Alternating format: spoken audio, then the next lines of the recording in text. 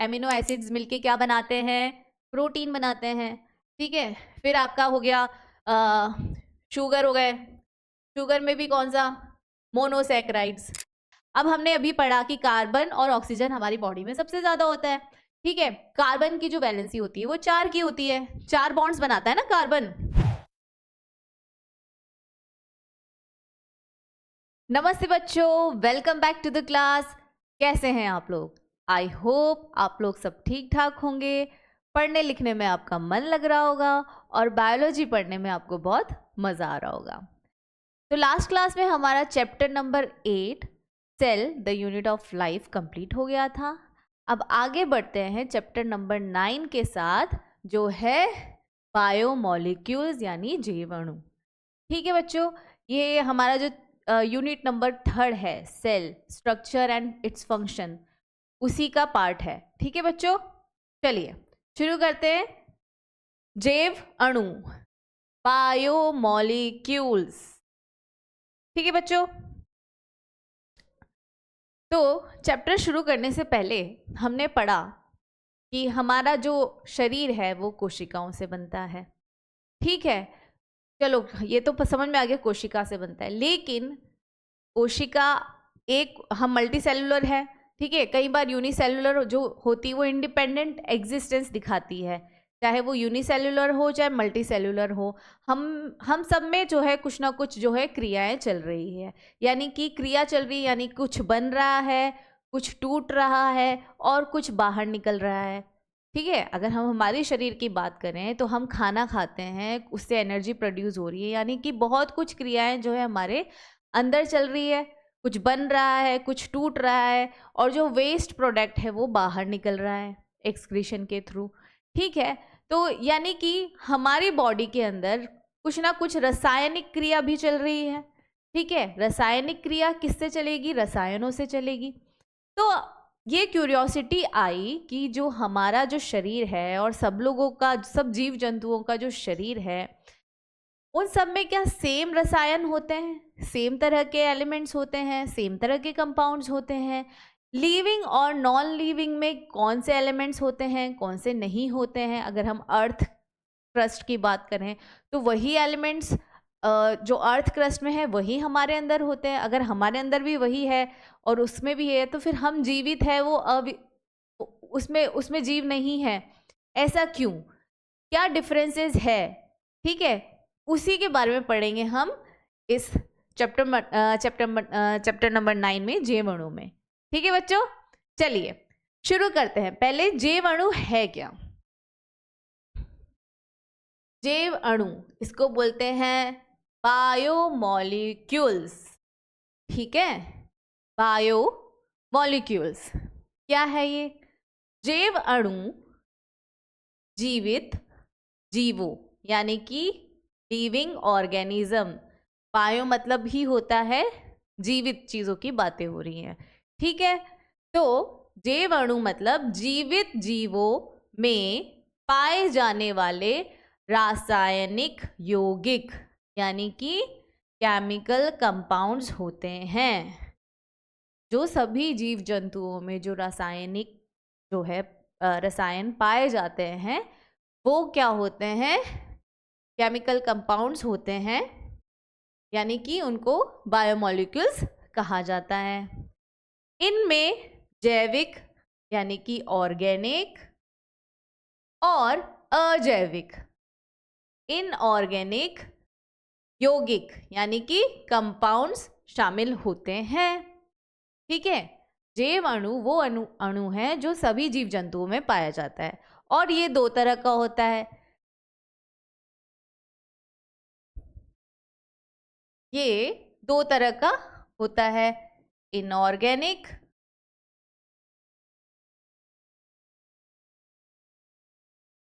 ठीक है, और ऑर्गेनिक।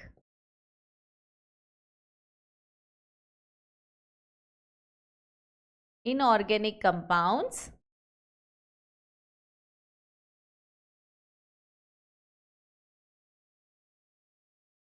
और ऑर्गेनिक कंपाउंड।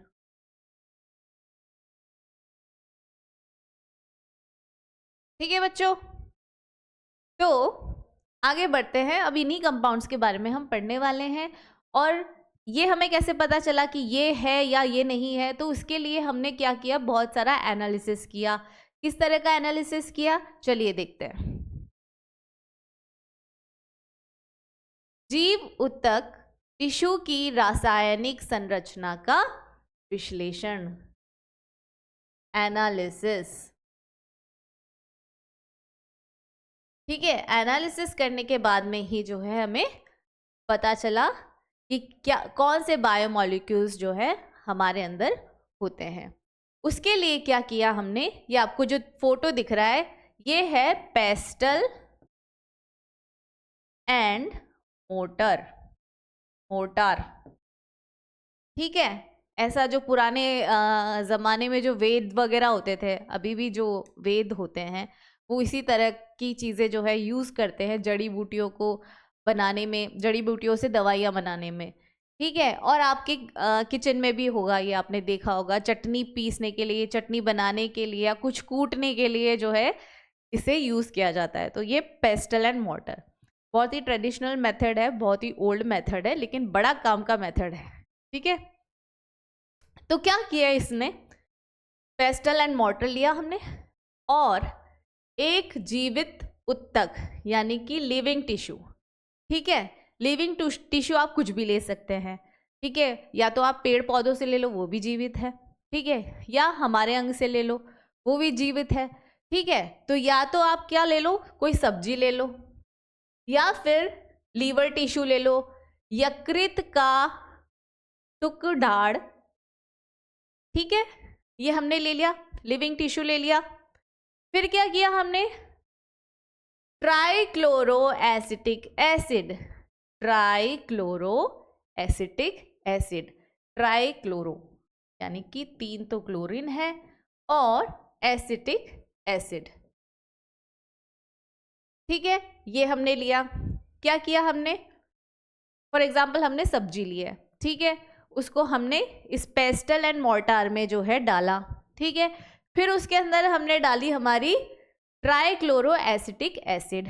ठीक है, अब अच्छे से हमने उसको मिला दिया, तब तक मिलाया जब तक कि अच्छे से एक चटनी या स्लरी बोलते हैं जिसको, स्लरी, ठीक है, स्लरी जैसा घोल, पीस कर गाढ़ा घोल यानी कि एक थिक स्लरी जो है हमने बना ली। अब क्या किया हमने, अब इसे चीज क्लॉथ या कपड़े में छानकर 2 भागों में विभाजित करते हैं।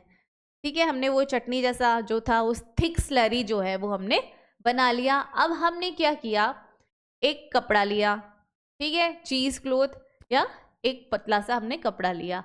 अब ये जो थिक स्लरी जो हमारी बनी है, अब हम क्या करेंगे, उसको छानेंगे। यहाँ हो रहा है छानने का काम। ये सारा काम आपने अपने घर में देखा होगा, सबने किचन में देखा होगा। ठीक है, लेकिन वहाँ पे हमारी जो मम्मियाँ हैं वो एलिमेंट एनालिसिस नहीं कर रही होती, वो खाना बना रही होती, लेकिन प्रोसीजर वही है। ठीक है, अब क्या किया, ये कपड़ा लिया, अब ये जो हमने थिक स्लरी बनाया था इसको क्या हुआ, हमने उस कपड़े के थ्रू हमने छाना। ठीक है, अब क्या होगा, छानने से मिलने वाला तरल भाग यानी कि फिल्ट्रेड एसिड सॉल्यूबल पूल और छानकर बचा अवशेष रिटेंटेड एसिड इनसॉल्यूबल फ्रैक्शन। जब हमने उसको छाना तो जो कपड़े पे रह गया, ठीक है, जो छना नहीं, जो कपड़े पे रह गया उसको तो हमने क्या कहा, एसिड इनसॉल्यूबल फ्रैक्शन, यानी कि वो जो हमने ट्राई क्लोरो एसिटिक एसिड लिया था उसके अंदर वो सॉल्यूबल नहीं था और वो ऊपर ही रह गया। ठीक है, और जो सॉल्यूबल था एसिटिक एसिड में, ट्राइक्लोरो एसिटिक एसिड में, वो छन के जो है नीचे आ गया अपने कटोरे में। ठीक है, तो इसलिए उसको क्या बोल दिया हमने, एसिड सॉल्यूबल।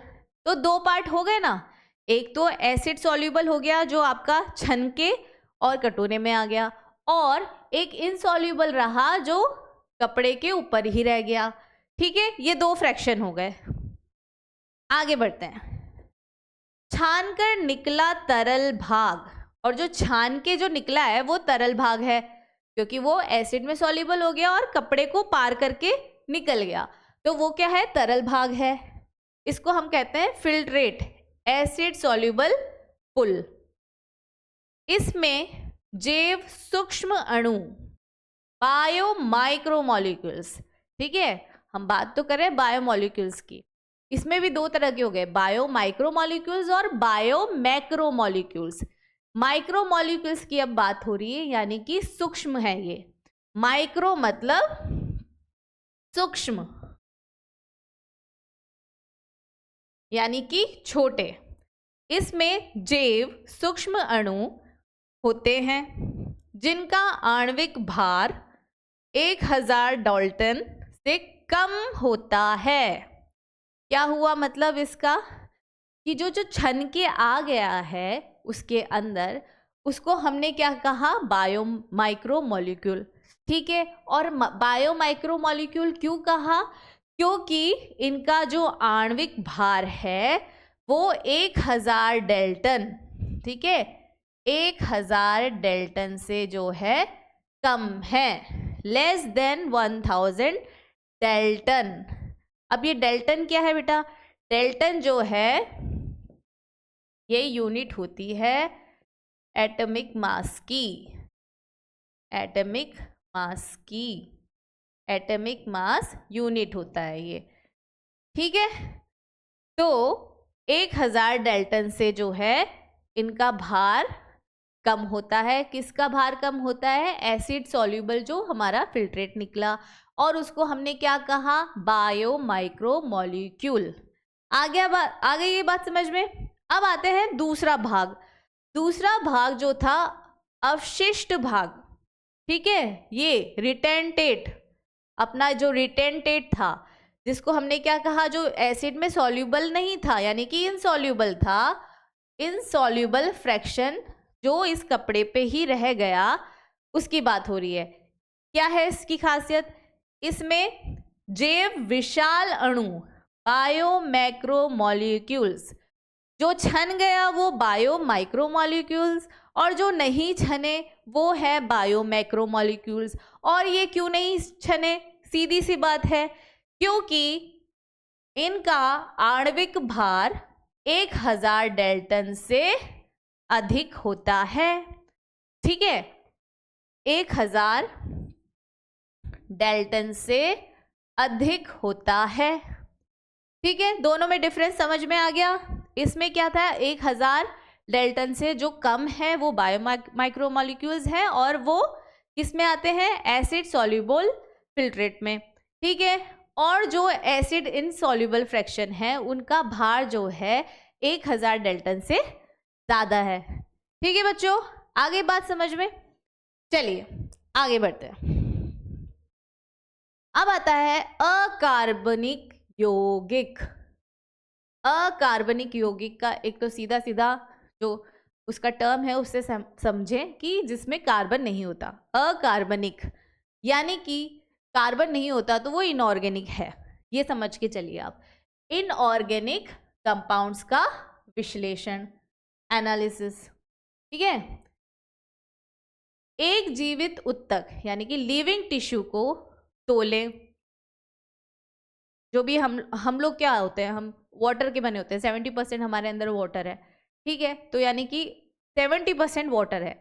तो अगर हमने हमारा टिश्यू लिया है तो हम क्या करेंगे, अभी हमको इतना तो पता है कि पानी है, तो हम तो एनालिसिस उन चीज़ों का कर रहे हैं जिनके बारे में हमको नहीं पता। तो जो भी वेट टिश्यू हुआ उसको हमने सबसे पहले क्या करना है, उसको हमने पहले तोल लेना है, ठीक है, तोल लिया, और फिर इसे सुखाकर ड्राई वेट पानी को वाष्पित इवापोरेट कर दें, ठीक है। पहले तो हमने हमारा टिश्यू ले लिया एज इट इज, जिसमें पानी है, यानी कि हम पानी के बने होते तो पानी है, उसका हमने वेट मेजर कर लिया, ठीक है। अब हमने क्या किया, इसको सुखा दिया। सुखाने से क्या होगा, जो भी वाटर होगा वो इवापोरेट हो जाएगा, ठीक है, वाष्पित हो जाएगा। अब क्या हो गया, वो सूख गया। अब सूखे हुई चीज का हमने वापस से वेट करना है, ठीक है। जैसे यहाँ पे आप देख सकते हो, इसको हमने सुखा दिया टिश्यू को, अब ये क्या हो गया, ड्राई हो गया। अब इसका हमने ले लिया ड्राई वेट, ठीक है, ड्राई वेट ले लिया। फिर क्या किया, इसे पूरी तरह जलाकर सभी कार्बन यौगिक कार्बन कंपाउंड्स को गैसीय रूप में, गैसियस फॉर्म CO2 और जल वाष्प वाटर वेपर में बदल दें। अब क्या किया हमने, ये जो है इसका ड्राई वेट ले लिया, पर अब हम इसको क्या करेंगे, अब हम इसको जला देंगे, क्योंकि हम क्या किस चीज़ का एनालिसिस कर रहे हैं, हम कर रहे हैं इनऑर्गेनिक कंपाउंड्स का, जिसको बोलते हैं अकार्बनिक यौगिक। ठीक है, कार्बनिक। अब हमने वाटर नहीं चाहिए था हमको, तो वाटर को तो हमने उड़ा दिया। अब हमें कार्बन भी नहीं चाहिए, ठीक है, क्योंकि हम तो अकार्बनिक यौगिक की हम एनालिसिस कर रहे हैं, तो हमें अब कार्बन भी नहीं चाहिए। तो हमने क्या किया, इसको अब जला दिया। पहले तो हमने क्या किया, उसको सुखाया पानी निकालने के लिए, अब हमने इसको जलाया कार्बन निकालने के लिए। तो क्या होगा, जो कार्बन होगा जब हम इसको जलाएंगे तो CO2 की फॉर्म में वो जो है निकल जाएगा, और भी सुखाने के बाद भी अगर थोड़ा बहुत पानी बचा होगा तो वो भी जो है H2O बन के जो है वो निकल जाएगा, वाटर वेपर की फॉर्म में वो निकल जाएगा। इससे राख ऐश बनती है। क्या बनती है, राख बनती है। ये जो आपको दिख रही है ये क्या है, राख। ये आ गई आपकी राख। ठीक है, अब क्या करेंगे बच्चों, राख में अकार्बनिक तत्व यानी कि इनऑर्गेनिक एलिमेंट्स मिलेंगे आपको। कौन से इनऑर्गेनिक एलिमेंट्स मिलेंगे, calcium, magnesium, sodium, potassium etcetera, और अकार्बनिक यौगिक। ठीक है, ये तो एलिमेंट्स थे। अब जो है compounds, inorganic compounds. Inorganic compounds कौन कौन से मिलेंगे आपको, सल्फेट, फॉस्फेट, सोडियम क्लोराइड। ठीक है, फॉर्मूलेज लिखे हुए हैं, ये है सल्फेट्स, फॉस्फेट, सोडियम क्लोराइड।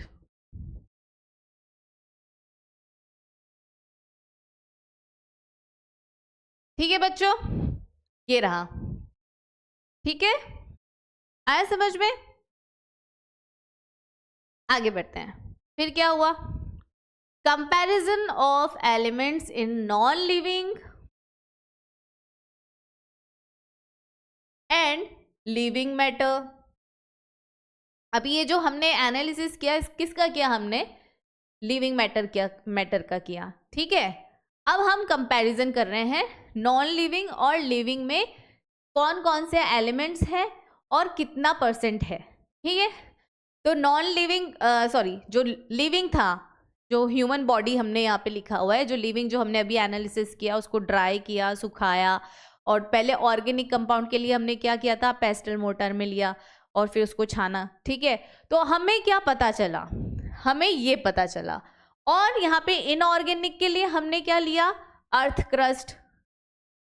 ठीक है, जो हमारी ज़मीन है, ठीक है, वो उसको उसका एनालिसिस किया। और यहाँ पे हमने ऑर्गेनिक के लिए क्या लिया, ह्यूमन बॉडी। तो यानी कि ये वाली जो लिस्ट दी है आपको, यहाँ पे है ऑर्गेनिक,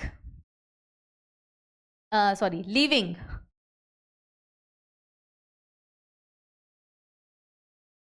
यहाँ पे जो बात हो रही है ह्यूमन बॉडी यानी कि लिविंग मैटर,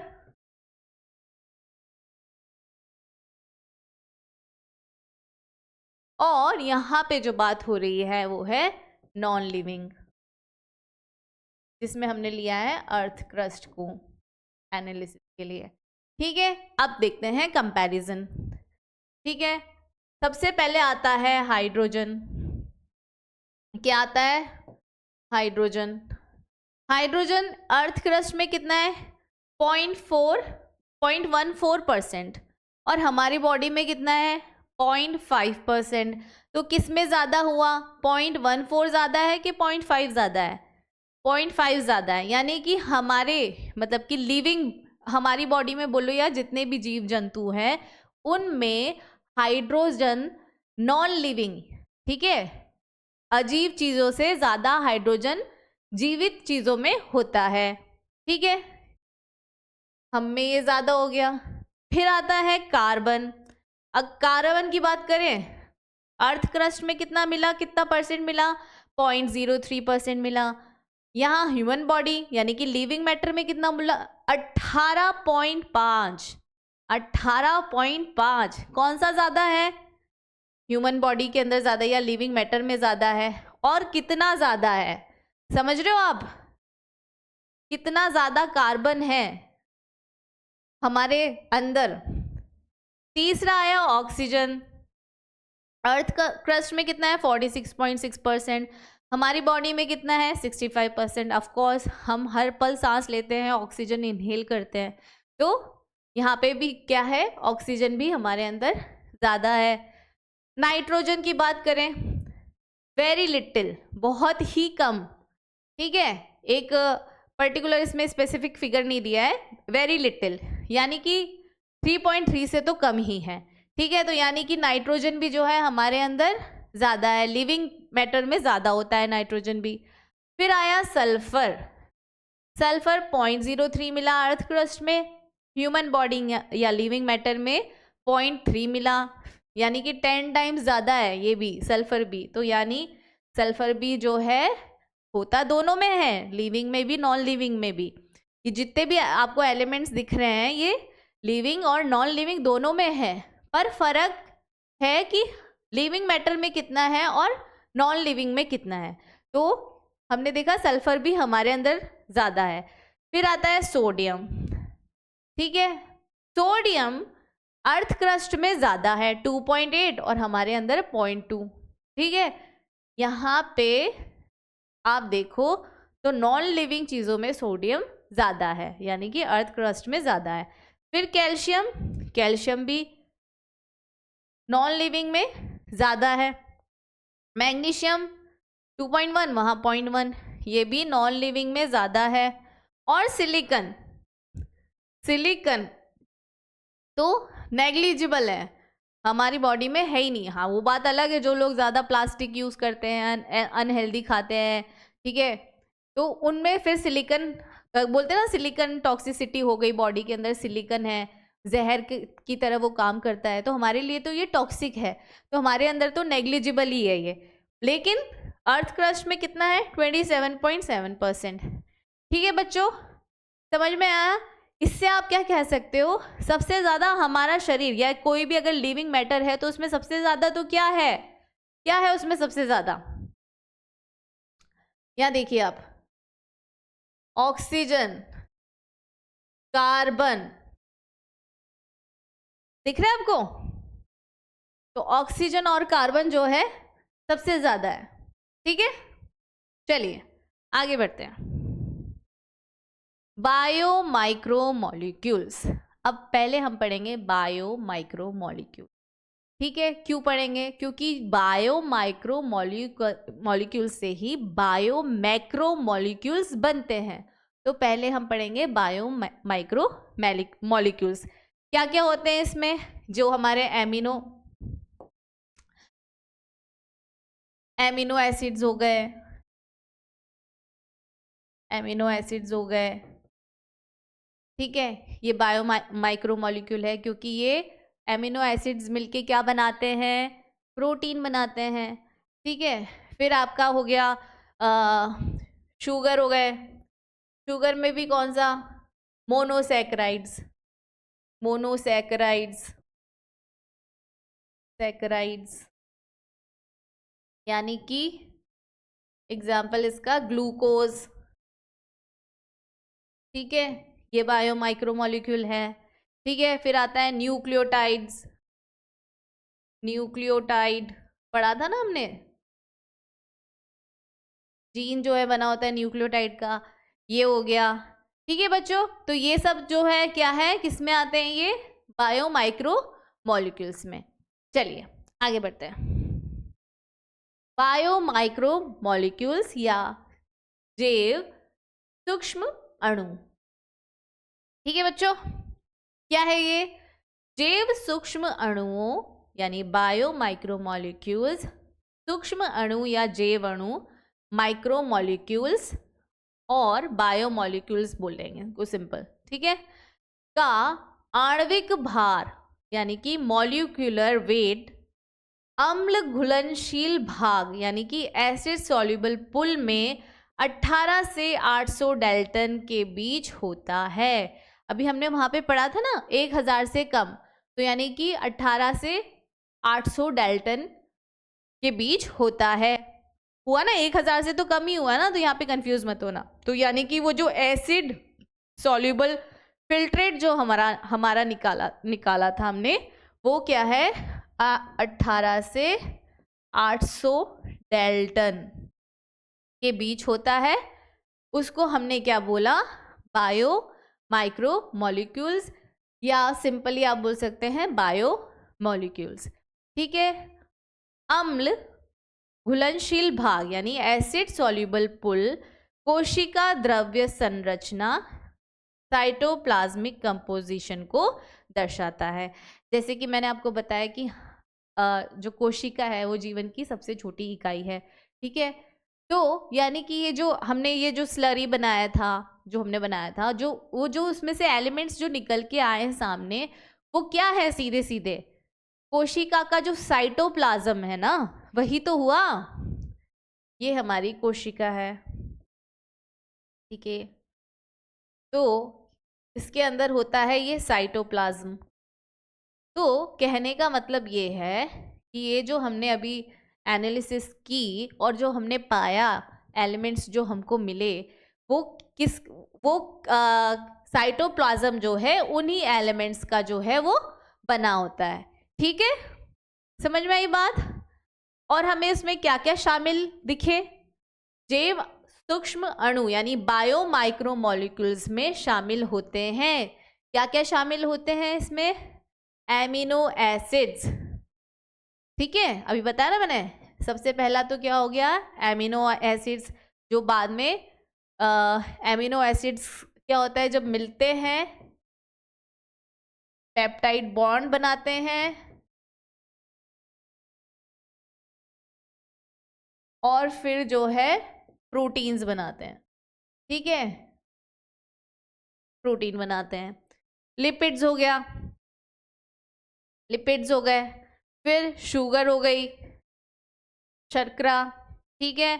फिर चौथा हो गया अपना नाइट्रोजन क्षार, नाइट्रोजन बेसेस, जो न्यूक्लियोटाइड्स है ना हमारे, न्यूक्लियोटाइड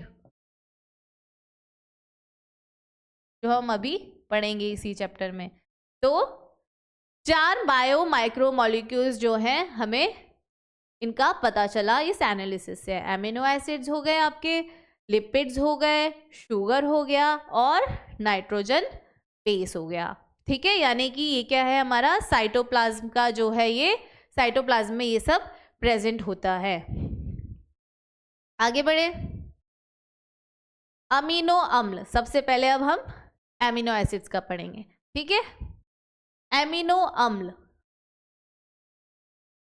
ये यौगिक कंपाउंड अमीनो समूहों यानी एमिनो ग्रुप, एमिनो एसिड है यानी कि एमिनो ग्रुप तो इसमें होगा ही, NH2, क्या होता है एमिनो ग्रुप, NH2, ठीक है, एमिनो ग्रुप। अम्ल समूह और एसिड ग्रुप, क्योंकि हमने क्या कहा, एमिनो एसिड कहा, तो यानी कि एक एसिड ग्रुप। इसमें एसिड ग्रुप कौन सा हो गया, COOH, ठीक है। तो क्या है, amino acid NH2 COOH, amino और एसिड H, और एक परिवर्तनशील समूह वेरिएबल ग्रुप R से मिलकर बना होता है। अब हमने अभी पढ़ा कि कार्बन और ऑक्सीजन हमारी बॉडी में सबसे ज्यादा होता है, ठीक है। कार्बन की जो वैलेंसी होती है वो 4 की होती है, 4 बॉन्ड्स बनाता है ना कार्बन, कार्बन जो है 4 बॉन्ड बनाता है, ठीक है। अब एमिनो एसिड में एक तो एमिनो ग्रुप होगा ही, ठीक है, तो ये हो गया हमारा एमिनो ग्रुप। दूसरा वो बोल रहे हैं एक एसिड ग्रुप होना चाहिए, तो हो गया एक एसिड ग्रुप हो गया, ठीक है। अब ये बोल रहे हैं एक H तो होगा ही, हाइड्रोजन भी होता है हमारी बॉडी में, ठीक है, तो H ग्रुप हो गया। और इन्होंने कहा एक आर ग्रुप, ये ग्रुप जो है ये वेरिएबल होता है, यानी कि ये ग्रुप जो है वो होता है वेरिएबल होता है, ठीक है। और ये कुछ भी हो सकता है, ये CH3 हो सकता है, C2H6 हो सकता है, ये कुछ भी हो सकता है, वेरिएबल है ये। और इसी के बेसिस पे हमें डिफरेंट जो है यौगिक मिलेंगे, कंपाउंड्स मिलेंगे, ठीक है। तो यहाँ से समझो, एक तो हो गया एमिनो ग्रुप होगा, मेरा फेवरेट कलर ले लेती हूँ, एमिनो ग्रुप हो गया क्योंकि एमिनो एसिड है। एक एसिडिक ग्रुप हो गया, एसिडिक ग्रुप कौन सा लिया हमने, कार्बोक्सिलिक एसिड, COOH, ठीक है, एमिनो ग्रुप कार्बोक्सिलिक एसिड। और एक हाइड्रोजन और एक R, यानी कि variable side chain, variable side chain, ठीक है। ये होगा आपका एमिनो एसिड। आगे बढ़े, NH2 और COOH एक ही कार्बन परमाणु यानी कि अल्फा कार्बन से जुड़े होते हैं, इसलिए इन्हें अल्फा अमीनो अम्ल, अल्फा एमिनो एसिड कहा जाता है। क्या है इसका मतलब, इसका मतलब ये है कि अगर एक ही कार्बन से NH2 जुड़ा हुआ है और COOH जुड़ा हुआ है तो इसको क्या बोलेंगे, ये हो गया आपका अल्फा कार्बन, ठीक है, क्योंकि एक ही कार्बन से दोनों ग्रुप जुड़े हुए हैं, एमिनो ग्रुप भी जुड़ा हुआ है और कार्बोक्सिलिक एसिड ग्रुप भी जुड़ा हुआ है। तो इस ऐसे कार्बन को अगर हम अल्फा कार्बन से जुड़े होते हैं अगर दोनों ग्रुप, तो ऐसे एमिनो एसिड को हम क्या बोलते हैं, अल्फा एमिनो एसिड। क्या बोलेंगे इसको, अल्फा एमिनो एसिड। आगे चलते हैं, ये प्रतिस्थापित मीथेन, सब्स्टिट्यूटेड मीथेन होते हैं, ठीक है। मीथेन का क्या फॉर्मूला होता है, केमिकल फॉर्मूला होता है CH4, ये होता है क्या आपका मीथेन, मीथेन। तो आपको दिख गया ये सब्स्टिट्यूटेड मीथेन क्यों है, 4 वैलेंसीज है, एक तरफ हाइड्रोजन है, एक तरफ एमिनो एसिड, कार्बोक्सिलिक ग्रुप और एक वेरिएबल चेन। अगर अब ये वेरिएबल चेन जो है ये मिथाइल ग्रुप भी हो सकता है, मीथेन, मीथेन जब यहाँ अटैच होगा तो ये कैसे अटैच होगा, CH3, ठीक है। तो ये क्या हो गया अब, सब्स्टिट्यूटेड मीथेन, ठीक है, सब्स्टिट्यूटेड मीथेन, ठीक है बच्चों। आगे इतनी बात समझ में, चलिए आगे बढ़ते हैं। अब ये जो हमने स्ट्रक्चर पढ़ा, ठीक है, एमिनो ग्रुप होता है, कार्बोक्सिलिक ग्रुप होता है, एक H होता है और एक R होता है, ठीक है। अब ये तो फिक्स है, अब ये कौन चेंज क्या हो रहा है, R ग्रुप, वो वेरिएबल है, वो ही चेंज हो रहा है। तो इसके बेसिस पे अब आप स्ट्रक्चर देखो। सबसे पहले अगर R, जो वहाँ पे R था ना, R, ये R था आपका, अगर R की जगह R इक्वल्स टू H, यानी कि R में हम R को हटा के, मतलब R जो है जो आपका वेरिएबल ग्रुप है, अगर वहाँ पे हाइड्रोजन लगा देते हैं तो क्या बन जाता है, ये किसका स्ट्रक्चर बना आपका, ये स्ट्रक्चर बना आपका ग्लाइसिन का, ग्लाइसिन का। ये क्या है, ये एमिनो एसिड है, सबसे सिंपल सबसे छोटा स्ट्रक्चर है ये, ठीक है, क्योंकि इसमें जो आपका R ग्रुप है उसका साइज सबसे छोटा है, सिर्फ एक हाइड्रोजन जोड़ा है हमने, ठीक है, क्या जोड़ा है, सिर्फ एक हाइड्रोजन। तो ये क्या है आपका ग्लाइसिन। अगर अब इस H की जगह हमने CH3 जोड़ दिया, जैसे कि अभी मैंने बताया था कि मिथाइल ग्रुप से हमने जो है R को सब्स्टिट्यूट कर दिया, तो क्या बन गया, अगर H जोड़ा तो ग्लाइसिन, और अगर CH3 जोड़ा, ये मिथाइल ग्रुप जोड़ा, तो क्या बन गया, एलेनिन। ये भी क्या है, एमिनो एसिड है। समझ में आया बच्चों, सिर्फ R चेंज हो रहा है, बाकी ये ऊपर का स्ट्रक्चर सेम है, COOH है, NH2 है, ठीक है, और H है। सिर्फ क्या चेंज हो रहा है, जो वो वेरिएबल ग्रुप चेंज हो रहा है, R। पहले हमने हाइड्रोजन लगा दिया, अब हमने CH3 लगा दिया। अब ये थोड़ा सा बड़ा मॉलिक्यूल है। अगर इससे भी बड़ा और मॉलिक्यूल अगर हम लगा देते हैं, अभी तो हमने CH3 लगाया, अगर हम CH2OH लगा दें, CH2OH लगा दें, तो ये क्या बन गया, R ग्रुप, इसमें हमने क्या जोड़ दिया, CH2OH, तो ये बन गया सेरिन। ये भी क्या है, एमिनो एसिड है। ठीक है, इस तरह से हमारे पास टोटल हमारी जो बॉडी में 20 एमिनो एसिड्स होते हैं। कितने, ये तो अभी सिर्फ आपको 3 बताया है, वो भी सीक्वेंस में बताया, H, फिर CH3, फिर CH2OH। ऐसे हमारे शरीर में जो हैं कितने, 20 एमिनो एसिड्स होते हैं। 20 तरह के एमिनो एसिड्स होते हैं। ठीक है, चलिए आगे बढ़ते हैं।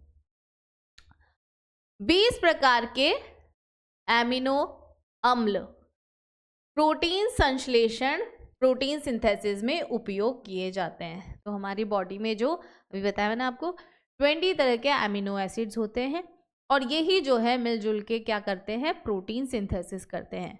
एमिनो एसिड्स का काम ही है प्रोटीन सिंथेसिस करना, प्रोटीन बनाना, क्योंकि प्रोटीन का हमारी बॉडी में बड़ा मेजर रोल है। They are our building blocks. ठीक है, सारा रिपेयर का काम वो करते हैं, हर चीज़ बनाने का काम वो करते हैं।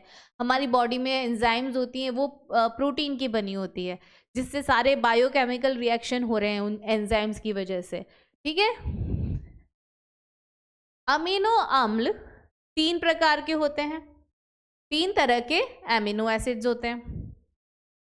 कौन कौन से हैं, एसिडिक एमिनो एसिड, अम्लीय अमीनो अम्ल, उदाहरण इसका ग्लूटामिक एसिड। सिंपल सी बात है। एक तो हो गया acidic amino acid. Acidic amino acid कब होगा, जब उसके अंदर एक और एसिडिक ग्रुप या नंबर ऑफ एसिडिक ग्रुप जो है उसमें ज़्यादा होगा। ठीक है, जैसे कि यहाँ पे अब आप देखोगे 2 COOH ग्रुप है। ठीक है, एक का तो हमने बोला ही था, NH2 और COOH होता ही है एमिनो एसिड्स में। ठीक है, इस स्ट्रक्चर की तो हमने बात ही की थी। अब इसमें एक और COOH जोड़ दिया, तो यानी कि ये क्या है, ग्लूटामिक एसिड। एग्जाम्पल याद रखने हैं, जो एमिनो एसिड्स हैं जो 3 तरह के होते हैं, एसिडिक होते हैं, बेसिक होते हैं और एक न्यूट्रल होते हैं। तो एसिडिक एमिनो एसिड कौन सा हुआ, ग्लूटामिक एसिड। ग्लूटामिक एसिड आपको ये रहा आपका इसका स्ट्रक्चर। ठीक है, अब इसमें देखो कार्बन कितने हैं, कार्बन कितने हैं, 1 2 3 4 5, इसमें 5 तो क्या है आपके कार्बन हो गए। ठीक है, अब इसमें हाइड्रोजन कितने हैं, एक तो ये है। अब मैंने बताया था आपको कार्बन की वैलेंसी 4 बॉन्ड्स फॉर्म करता है। ठीक है, तो एक तो दिख ही गया इधर हाइड्रोजन, एक इधर होगा तो 2, फिर 3 4 5 6, ठीक है, 7 8 9 10, ठीक है, फिर एक इधर हो गया, तो यानी कितना हो गया, 1 मिनट, एक यहाँ तो 4 हो गए, सॉरी 1 मिनट, ऑलरेडी 4 हो गए ना, यहाँ पे 4 बॉन्ड हो गए, 1 2 3 4, तो यहाँ पे हाइड्रोजन नहीं है, सिर्फ एक ही हाइड्रोजन काउंट होगा। फिर 2 3 4 5 6, फिर ये 2 आ गए, 7 8 और 9, यानी कि 9 हाइड्रोजन हो गए। ठीक है, अब ऑक्सीजन कितने हैं यहाँ पे, ऑक्सीजन तो ऐसे दिख रहे हैं, 1 2 3 4 ऑक्सीजन है। तो ये हो गया इसका केमिकल फॉर्मूला और वो हो गया आपका स्ट्रक्चर। ठीक है, तो ये हो गया आपका एसिडिक एमिनो एसिड, जिसका एग्जाम्पल क्या है, ग्लूटामिक एसिड। ठीक है, फिर आता है basic amino acid. Basic amino acid में क्या होगा, ये वाला तो है ही आपका बेसिक स्ट्रक्चर कि एक एमिनो ग्रुप होगा और एक कार्बोक्सिलिक एसिड वाला ग्रुप होगा। अब इसके अंदर एमोनिया अपना जो है एमिनो ग्रुप ज़्यादा है इसके अंदर, तो ये क्या हो गया, बेसिक इन नेचर हो गया। क्यों होता है, देखो एक डेफिनेशन होती है जिसमें क्या होता है, जैसे कि ये COOH होता है ना, इसकी एक टेंडेंसी होती है, ये जो हाइड्रोजन है ना, ये हमेशा कोशिश करता है इसको देने की, किसी सॉल्यूशन में डालेंगे इसको तो इसको अच्छा नहीं लगता ये हाइड्रोजन, तो ये क्या करता है, इसको जो है डोनेट करने की कोशिश करता है, यानी कि उस सॉल्यूशन के अंदर ये हाइड्रोजन आयन को रिलीज करता है। तो इसलिए ये क्या होता है, एसिडिक इन नेचर, क्योंकि जब हाइड्रोजन आयन किसी सॉल्यूशन में ज़्यादा हो जाते हैं तो वो उसको एसिडिक बना देता है, ठीक है। तो इसलिए ये क्या है, एसिडिक ग्रुप है। और अमोनिया की आदत क्या होती है, आ जाओ मेरे पास, इसकी तो आदत है हाइड्रोजन आयन रिलीज करने की, और अमोनिया की क्या आदत होती है, इसकी आदत होती है लेने की, ठीक है। तो इसकी आदत होती है लेने की, तो ये हाइड्रोजन जो है आयन जो है ये ले लेता है। तो अगर सॉल्यूशन में हाइड्रोजन आयन है तो ये क्या कर लेगा, उसको ले लेगा। हाइड्रोजन आयन जो है सॉल्यूशन के अंदर जो है उसका कंसंट्रेशन कम हो जाएगा, यानी कि वो क्या हो जाएगा, बेस, अम्ल की जगह वो क्षार हो जाएगा, ठीक है। तो उस डेफिनेशन के हिसाब से जो एमिनो ग्रुप हो गया वो बेसिक इन नेचर हो गया, और कार्बोक्सिल ग्रुप जो है वो एसिडिक इन नेचर हो गया। तो सीधी सी बात है, अगर एसिडिक एमिनो एसिड की बात हो रही है तो यानी कि वहाँ पे क्या है, COOH, यानी कि कार्बोक्सिलिक एसिड ग्रुप जो है वहाँ पे ज़्यादा हो गया। अब क्योंकि अब हम बेसिक एमिनो एसिड की अगर हम बात कर रहे हैं तो इसमें जाहिर सी बात है कि इसमें एमिनो ग्रुप एक और जो है नाइट्रोजन ग्रुप जो है आपका इसमें जुड़ गया है, जैसे कि यहाँ पे इसका एग्जाम्पल क्या है, लाइसिन। एग्जाम्पल बेटा याद रखने हैं आपको, ठीक है, क्या है, लाइसिन। अब इसके भी आप जो है इसको देखिए, कार्बन कितने हैं इसके पास, 1 2 3 4 5 6 तो इसके पास जो है कार्बन हो गए। अब हाइड्रोजन देखो, हाइड्रोजन कितने हैं इसके पास, गिनिए, अरे हाइड्रोजन गिनिए, इसमें 2 तो ये रहे, 2 3 4 5 6 7 8 9 10 11 12, ठीक है, 13 और एक यहाँ पे आएगा 14, ये हो गए 14। अब आया ऑक्सीजन, ऑक्सीजन कितने हैं गिनिए, ऑक्सीजन से पहले हम देखेंगे नाइट्रोजन, ठीक है, ऑक्सीजन से पहले हम देखेंगे नाइट्रोजन।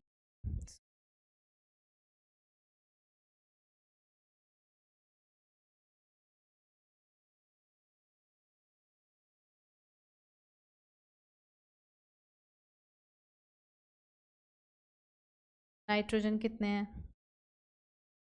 कितने नाइट्रोजन आपको दिख रहे हैं, 2 ही तो हैं, ठीक है। ऑक्सीजन कितने दिख रहे हैं, ऑक्सीजन भी 2 ही है, 1 और 2, ठीक है। तो इस तरह से आपको केमिकल फॉर्मूला बनाना है, ये स्ट्रक्चर है, ठीक है। तो ये हो गया इसका बेसिक एमिनो एसिड का लाइसिन एग्जाम्पल हो गया। अब आता है neutral, neutral amino acid. Neutral में क्या होगा, कार्बोक्सिलिक एसिड ग्रुप होगा, एमिनो ग्रुप होगा, और दोनों जो है बराबर में होंगे, ताकि वो उसको ना एसिडिक रहेगा वो, ना बेसिक रहेगा, वो क्या हो जाएगा, न्यूट्रल हो जाएगा। जैसे कि इसका एग्जाम्पल है वेलिन। वेलिन, कई बार क्या होता है नीट में क्वेश्चन ऐसे आ जाता है, लाइसिन दे दिया, ये किस तरह का एमिनो एसिड है, ठीक है, तो इसलिए याद रखना वेलिन। तो क्या हो गया, वेलिन जो है एक न्यूट्रल एमिनो एसिड है, जैसे आप देख ही सकते हैं यहाँ पे एक ही कार्बोक्सिल एसिड ग्रुप है और एक ही एमिनो ग्रुप है, ठीक है, दिख रहा है आपको। कुछ अमीनो अम्ल, सम एमिनो एसिड सुगंधित यानी कि एरोमेटिक होते हैं, उदाहरण टायरोसिन हो गया, ट्रिप्टोफैन हो गया, फिनाइल एलानिन हो गया। एरोमेटिक मतलब कि एरोमेटिक ग्रुप होगा। एरोमेटिक ग्रुप कौन से होते हैं, एरोमेटिक ग्रुप वो होते हैं बेटा जैसे कि बेंजीन हो गया, बेंजीन हो गया, वो कंपाउंड्स जिसमें, ये थोड़ा सा केमिस्ट्री पार्ट है, ठीक है, केमिस्ट्री पार्ट है बट थोड़ा सा आपको बता देती हूँ, ठीक है, जिसमें एक पाई इलेक्ट्रॉन क्लाउड जो है बन जाता है। क्या होता है, एक तो सिंपल से डबल बॉन्ड होते हैं, ठीक है, और एक क्या होता है, मतलब ये कंटिन्यूअस डबल बॉन्ड भी बोल सकते हैं, इसको बोलते हैं पाई इलेक्ट्रॉन क्लाउड, ठीक है, पाई इलेक्ट्रॉन क्लाउड, ये केमिस्ट्री का पार्ट है, तो आपको हो सकता है कुछ बच्चों को पता हो, पर मैं बता देती हूँ। तो ये होते हैं एरोमेटिक कंपाउंड, बेंजीन हो गया, ठीक है, बेंजीन हो गया, नेफ्थलीन हो गया। इनको एरोमेटिक कंपाउंड्स क्यों बोलते हैं? एक तो इसलिए बोलते हैं क्योंकि इसमें पाई इलेक्ट्रॉन क्लाउड होता है और साथ में ही इनके अंदर एक सुगंध होती है, एक स्मेल होती है। ठीक है, बेंजीन हो गया, आप नेफ्थलीन हो गया, जैसे नेफ्थलीन की गोलियां भी होती है हमारे घरों में जिसको हम कबार्ड्स वगैरह में रखते हैं। ठीक है, तो आपको पता ही उसमें अलग सी खुशबू आती है, महक आती है, किसी को खुशबू लग सकती है, किसी को बदबू लग सकती है, मतलब इनकी अपनी एक फ्रेग्रेंस होती है। ठीक है, इसलिए इनको सुगंधित बोला जाता है। ठीक है, तो ये है इसमें, अगर बेंजीन रिंग या नेफ्थलीन रिंग है तो क्या हो गए वो एमिनो एसिड्स किस तरह के हो गए? एरोमेटिक एमिनो एसिड हो गए। ठीक है, चलिए आगे बढ़ते हैं। अमीनो अम्ल दो प्रकार के होते हैं। Amino acids can also be classified as follows. वो तो थे ही, एक एसिड हो गया, एक बेसिक हो गया, ठीक है, एक न्यूट्रल हो गया। इसके अलावा अब सीधा सीधे हमने बोला था 20 एमिनो एसिड्स होते हैं, तो यहाँ पे उन 20 एमिनो एसिड्स की बात हो रही है। कैसे? 20 एमिनो एसिड्स की बात हो रही है। और क्या बात हो रही है? वो जो 20 एमिनो एसिड्स होते हैं उसको दो पार्ट्स में डिवाइड किया गया है, एसेंशियल और नॉन एसेंशियल। ठीक है, आवश्यक अमीनो अम्ल और अनावश्यक। अनावश्यक मतलब ये नहीं कि हाँ फालतू चीज है आवश्यक और अनावश्यक को हमने उस चीज पे एज अ बेसिस लिया है। इन्हें शरीर स्वयं, जरूरत हमारे शरीर को दोनों की है, लेकिन इन्हें शरीर जो असेंशियल अमीनो एसिड्स की अगर हम बात करें, आवश्यक अमीनो अम्ल की, इन्हें शरीर स्वयं संश्लेषित, सिंथेसाइज नहीं करता। हमारी बॉडी ये वाले अमीनो एसिड्स जो हैं नहीं बना पाती खुद से। ठीक है, जो असेंशियल होते हैं, आवश्यक होते हैं, क्यों? इसीलिए आवश्यक होते हैं क्योंकि हमारी बॉडी इनको नहीं बना सकती, तो इसलिए हमें इसे बाहर से लेना है, इनको बाहर से लेना आवश्यक है, इसलिए ये आवश्यक है। ठीक है, एमिनो अम्ल है। क्यों आवश्यक एमिनो अम्ल है ये, क्यों एसेंशियल है? क्योंकि इनको हमारे भोजन में लेना आवश्यक है, क्योंकि हमारी बॉडी इनको नहीं बना पा रही, जो चीज़ हमारे अंदर नहीं बन रही वो हमको बाहर से लेनी पड़ेगी ना, तो इन्हें शरीर स्वयं संश्लेषित नहीं करता, इसलिए इन्हें आहार, डाइट के माध्यम से प्राप्त करना आवश्यक होता है।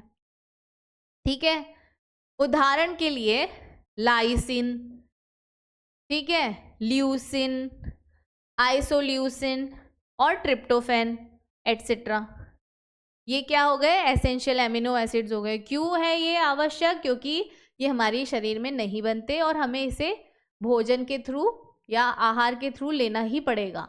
ठीक है, और आहार आपको दिख ही रहा है यहाँ पे, हरी सब्जी, फल, सलाद। ठीक है, जैसे कि अगर हम लाइसिन की बात करें, ल्यूसिन की बात करें, तो ये जो हमारी दालें होती हैं, दालों का इसमें नहीं फोटो दिया हुआ है। ठीक है, जो भी पल्सेस होती है, हमारी दाल हो गई, ठीक है, उसमें प्रेजेंट होता है। फिर आइसोल्यूसिन हो गया, ट्रिप्टोफैन हो गया, जितने भी मिल्क प्रोडक्ट्स होते हैं, डेयरी मिल्क प्रोडक्ट्स हो गए, एग हो गए, ठीक है, टोफू हो गया, ये सब प्रेजेंट होता है इसमें। इसलिए बच्चों दूध, हरी सब्जियां, पनीर, पर घर का बना हुआ पनीर, ठीक है, ये सब हमें जो है खाना चाहिए। क्यों खाना चाहिए? क्योंकि इसमें जो एमिनो एसिड्स होते हैं, ल्यूसिन, लाइसिन, आइसोल्यूसिन, ये जो है हमारी बॉडी में नहीं बनता। ठीक है, तो इसे हमें बाहर से खाना पड़ेगा, और ये अमीनो एसिड है, अगर ये नहीं होंगे तो प्रोटीन सिंथेसिस नहीं होगा, प्रोटीन सिंथेसिस नहीं होगा तो हम क्या हो जाएंगे? वीक हो जाएंगे, वीक हो जाएंगे तो फिर हम पढ़ाई में भी वीक हो जाएंगे। ठीक है, तो मिल्क जैसी चीज इन्होंने नहीं दी।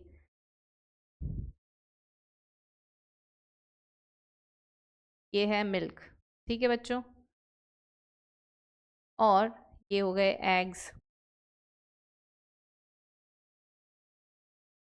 ठीक है, बाकी सब तो इसमें दिया ही हुआ है। ठीक है, अब आते हैं अनावश्यक अमीनो अम्ल। अनावश्यक अमीनो अम्ल।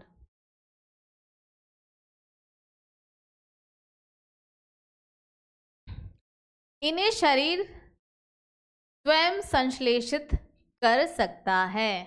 अनावश्यक को क्या है, हमारा शरीर खुद बना लेगा। तुम खाओ मत खाओ यार, हम खुद ही बना लेंगे। ठीक है, तुम खाते नहीं हो आजकल, पिज्ज़ा खाते हो जाके, जंक फूड खाते हो, तुम पे हमको भरोसा नहीं है, ये हम खुद ही बना लेंगे। तुम तो बस ये आवश्यक एमिनो एसिड्स खा लो, ठीक है, बस इतना सा खा लो तुम, ठीक है, बाकी हम सब बना रहे हैं।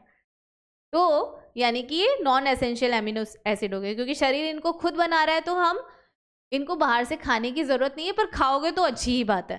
ठीक है, उदाहरण ग्लाइसिन, जिसका भी हमने स्ट्रक्चर पढ़ा था, एलेनिन हो गया, सेरिन हो गया, अर्जिनिन हो गया। ठीक है, ये सब हमारा लीवर हो गया, किडनी हो गया, इंटेस्टाइन हो गया।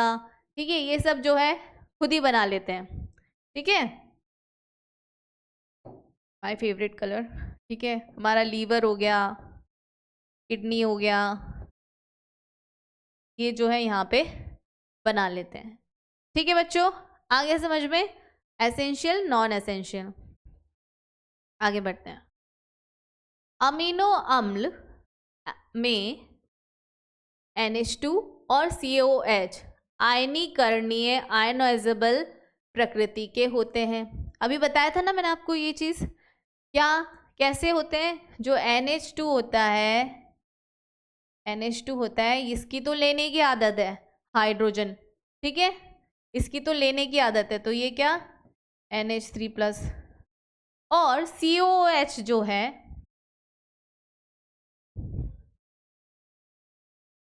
एक मिनट,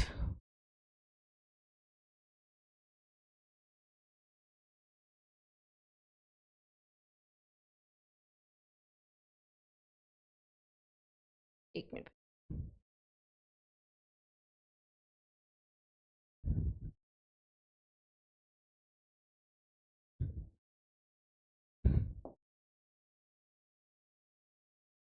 है यार ये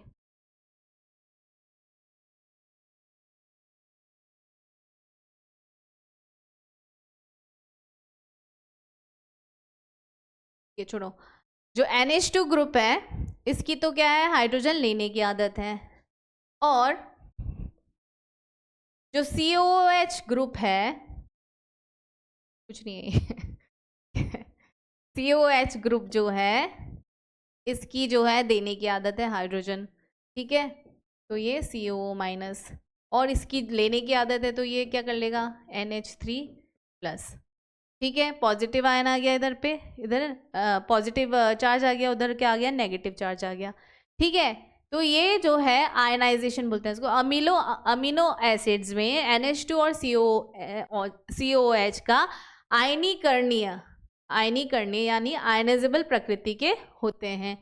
इसलिए अलग अलग pH के घोलों में अमीनो अम्ल की संरचना बदलती रहती है।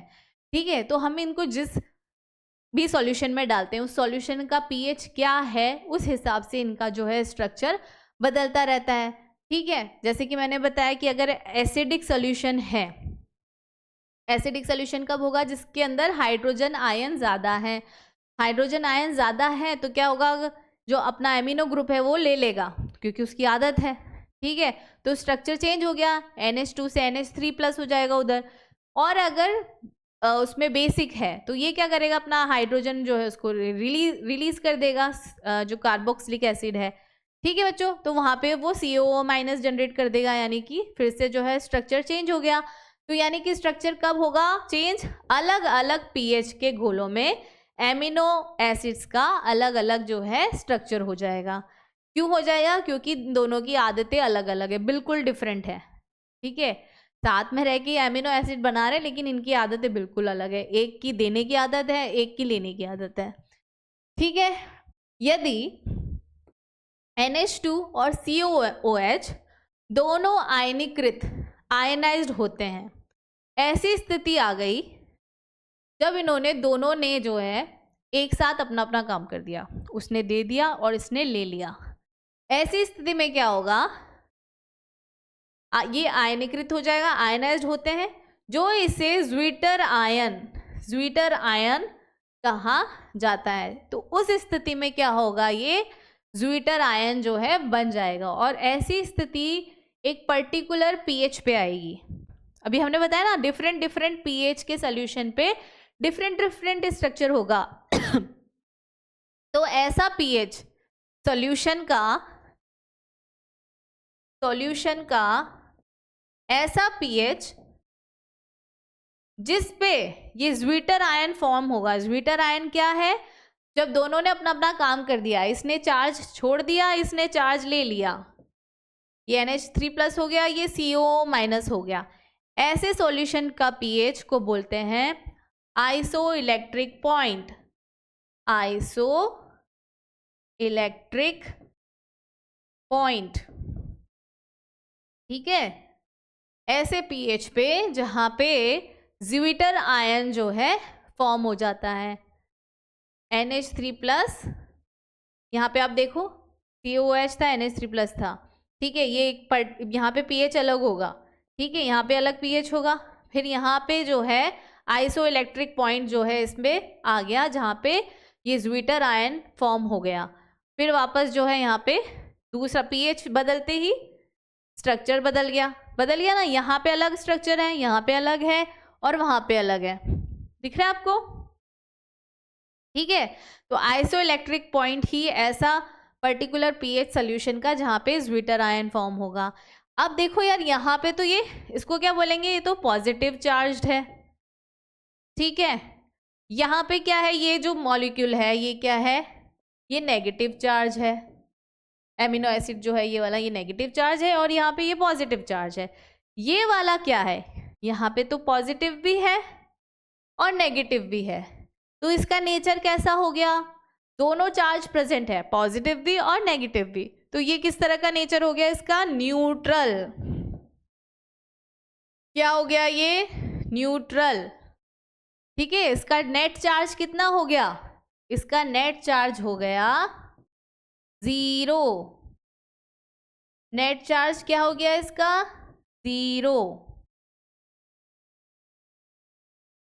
ठीक है बच्चों, समझ में आ रहा है।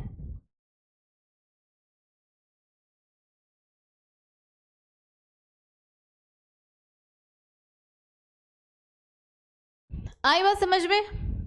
अब ये ज्वीटर आयन जो है एमिनो एसिड का, इस नेचर का, इसका होने का क्या इंपॉर्टेंस है, इसका बहुत इंपॉर्टेंस है। क्या इंपॉर्टेंस है इसका,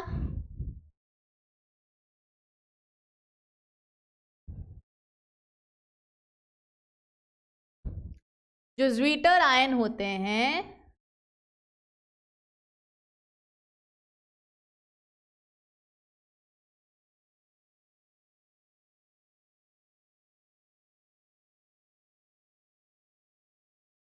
एमिनो एसिड,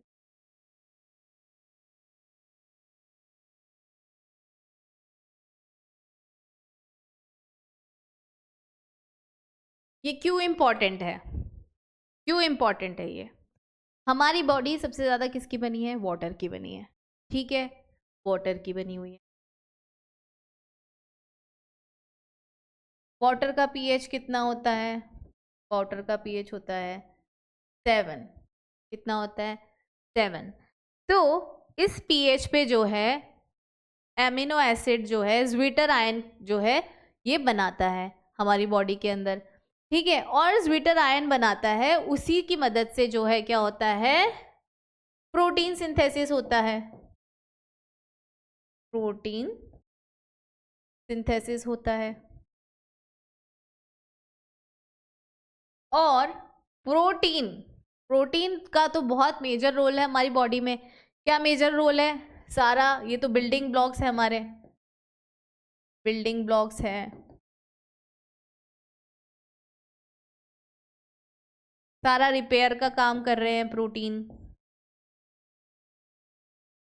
ठीक है, ट्रांसपोर्ट का काम ये कर रहे हैं। इवन जो हमारे एंजाइम्स है वो प्रोटीन्स हैं, एंजाइम्स, ठीक है बच्चों। तो ये जो है ज्वीटर आयनिक नेचर एमिनो एसिड का होना इसलिए जो है इम्पॉर्टेंट है। ठीक है बच्चों, आगे समझ में? आज के लिए बस इतना ही।